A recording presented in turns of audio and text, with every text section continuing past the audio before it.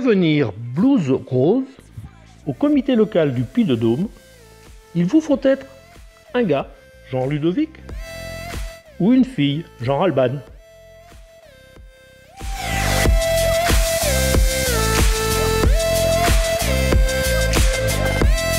Signe particulier, quittent leur domicile une fois par semaine,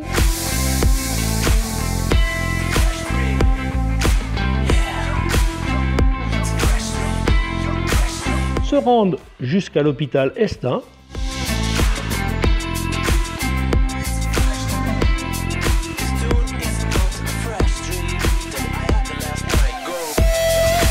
direction les services de pédiatrie. Oui, je sais. Ah, faites voir. En fait, c'est ceux qui fait jouer à l'hôpital. Oui. J'ai joué au... Je t'appelle comment?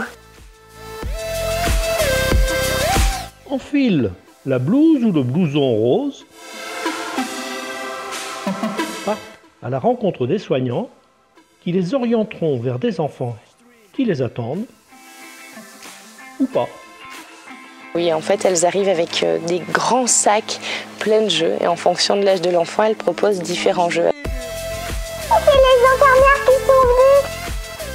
Les infirmières qui peuvent jouer avec nous. Ils avaient une veste rose. Je suis tombée dans les superposés. Ouais, il est un peu flou la tête. Je suis tombée là et j'avais mal ici. Je suis allée à l'hôpital et après je suis allée dans ma chambre. Et elle avait une salle de jeu aussi. Jamais eu affaire à elle en fait, heureusement j'ai envie de vous dire. Et en même temps, j'ai été ravie de faire leur connaissance parce que ça a été vraiment un petit rayon de soleil dans notre séjour à l'hôpital avec Constance. Elles avaient plein de jouets.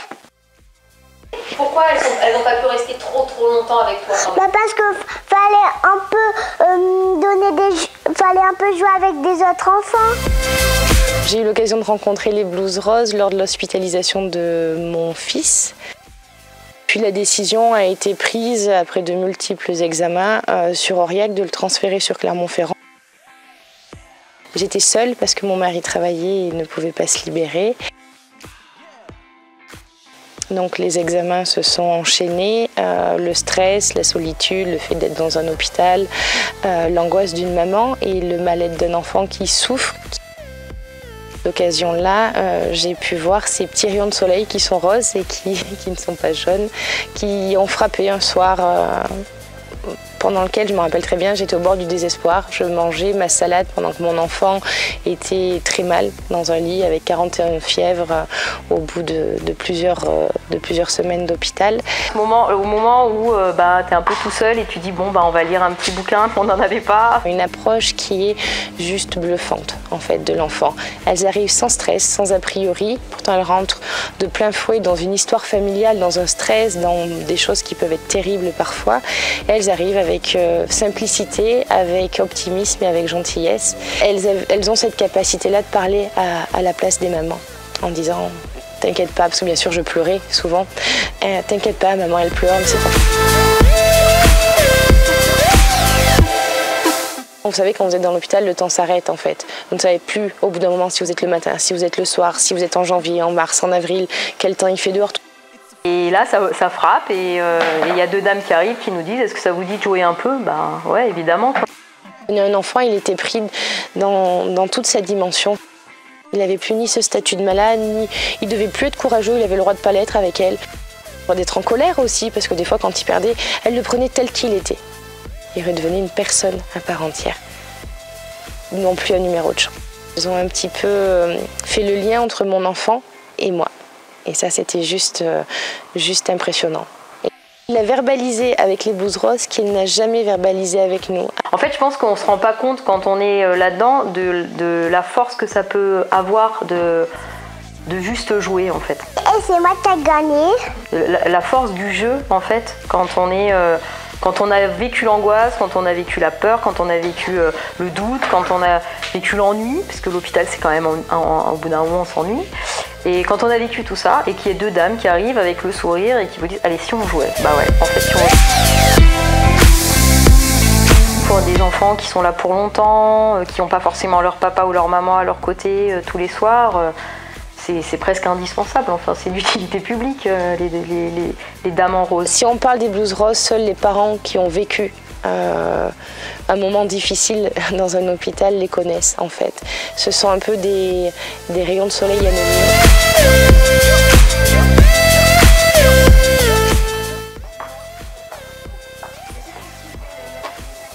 Vous pouvez aussi être encore en activité, comme Muriel ou Catherine, ou retraités comme Jocelyne, Eliane ou Nicole. Signe particulier, se retrouvent, toujours une fois par semaine, dans une maison de retraite ou un EHPAD, comme celle-ci, ou comme celle-là, au milieu de pensionnaires qui, jour après jour, effeuillent le calendrier en vous attendant avec une impatience non dissimulée. Elles viennent une fois par semaine, il faudrait qu'elles viennent beaucoup plus souvent. Vous venez à chaque séance aussi? Chaque fois qu'il y a les blouses roses, là, vous venez les voir? Dans la mesure où je n'ai pas de rendez-vous ailleurs, oui. Ouais. Elles ont des idées originales auxquelles on ne penserait pas nous-mêmes. Et puis, bon, l'ambiance est très agréable. Et ils savent d'abord que tous les mardis après-midi, c'est les blouses roses. C'est eux, pour eux, dans leur planning, dans leur tête, c'est organisé. C'est-à-dire que si, à la limite, elles ne viennent pas, ils ne comprennent pas pourquoi elles ne viennent pas. Il faudrait qu'elles viennent plus souvent. Ah oui, mais il m'a piqué ma couleur. Alors? Mais non! Alors? Entièrement confiance, puisque c'est à chaque fois du top. Il faudrait qu'elles viennent plus souvent, mais hélas, on comprend que leur temps est très pris ailleurs. Il y a combien de temps que vous venez? Moi, ça fait la deuxième année que je fais ça. Ah oui, alors ça fait 4 ans. 4 ans et vous? Un an. Un an. C'est une débutante. La plupart sont des adeptes de ces jeux. Ils attendent avec impatience le vendredi. Il y a aussi quelques personnes qui passent dans le hall et puis cette animation les attire. Et dans ce cas-là, on a d'autres personnes qui peuvent venir se joindre à l'animation. Ça fait 2-3 ans que je veux faire partie de cette équipe. Et donc j'avais à chaque fois, je découpais sur la montagne dès qu'il y avait quelque chose. Et puis j'ai fait mon entrée aux blouses roses au mois de novembre. Donc c'est récent, il n'y a pas très longtemps. Puis si vous n'y arrivez pas, c'est absolument pas un problème. D'accord? On commence toujours par un triangle. Je pense que je suis faite pour ça. C'est comme ça. J'ai plus l'approche par rapport aux personnes âgées que même les enfants, j'aime aussi, mais je sais pas, le côté vous voyez, où elles s'expriment sur leur ancien temps, etc. Je trouve ça très très joli, voilà, enfin très, très chouette. Ça. Pour moi, quand on a choisi d'être bénévole blouse rose vers les personnes âgées, ça se fait tout seul. Mais bon. Avant d'enfiler la fameuse blouse rose, il vous aura fallu rencontrer la présidente du comité local. L'association Les Blouses Roses, c'est une association nationale, d'abord. C'est une association qui a été créée en 1944, juste après-guerre, donc qui est une dame de 72 ans, et qui a été créée à Grenoble par une personne qui, à l'époque, visitait les jeunes, enfin particulièrement les jeunes dans les sanatoriums et qui trouvait que vraiment ils n'avaient pas grand-chose à faire. Donc l'eau a coulé sous les ponts et l'association, bien entendu, a pris son essor et maintenant c'est une association qui comprend 83 comités et qui intervient dans 325 villes. Et nous avons presque sur le plan national 4800 bénévoles.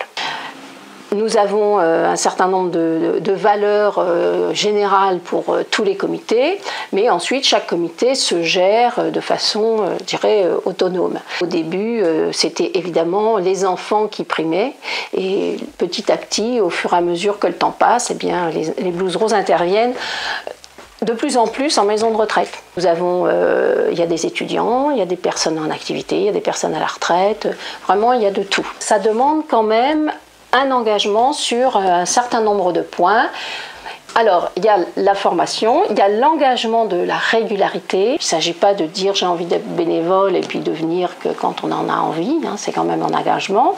Et puis les personnes doivent s'engager à faire des formations, puisque une des forces des Blues Roses, c'est la formation. On demande à tous nos bénévoles de venir se former de façon régulière. Et puis il y a l'engagement de participer aux événements qui font connaître les Blues Roses. Par exemple, au mois de septembre, on fait le forum des associations, donc ça dure toute la journée.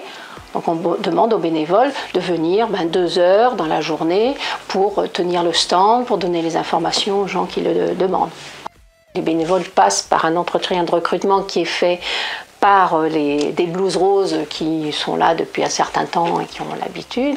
Quand on va à l'activité Blues Rose, on laisse ses soucis personnels à l'entrée. On se fait du bien à soi d'abord. Hein, et puis après, évidemment, c'est un échange, se donner, donner du temps, faire du bien aux autres, ça fait tellement de bien à soi que finalement, c'est une relation vraiment à double sens. Hein, ça ne va pas que dans un sens. Ce côté rose flashy, en général, on ne le voit pas dans les établissements. On voit du rose pâle, on voit du vert, mais voilà. Et c'est vraiment notre marque de fabrique. Le rose, on leur montre. Vous voyez, regardez, on est les Blues Roses, regardez.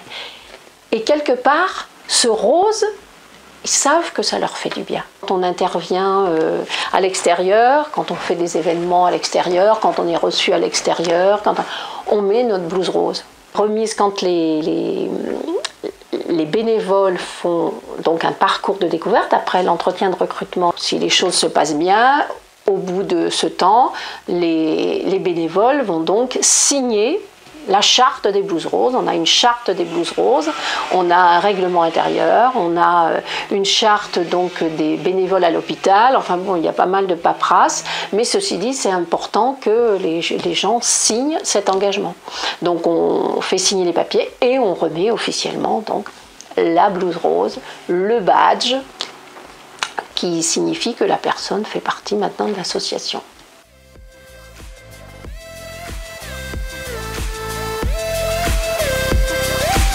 Depuis 10 ans, le comité local du Puy-de-Dôme s'est mis en place, élargissant chaque année son périmètre et le nombre d'établissements concernés par ces interventions.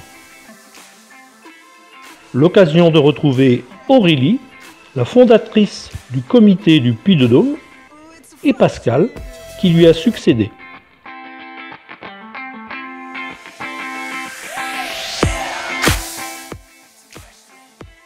Alors, chaque fois qu'au hasard d'un séjour ou d'une visite, dans un hôpital ou une maison de retraite, vous apercevrez une blouse rose, regardez bien le visage de celui ou celle qui la porte. Je ne serais pas surpris que vous puissiez y lire ces petites choses que parfois les turpitudes de la vie agitée vous ont peut-être conduit à oublier. La disponibilité, le sourire, la patience et l'écoute. Bref, ces trucs insignifiants que l'on ne prend plus trop le temps de regarder en face. Un peu d'amour, peut-être.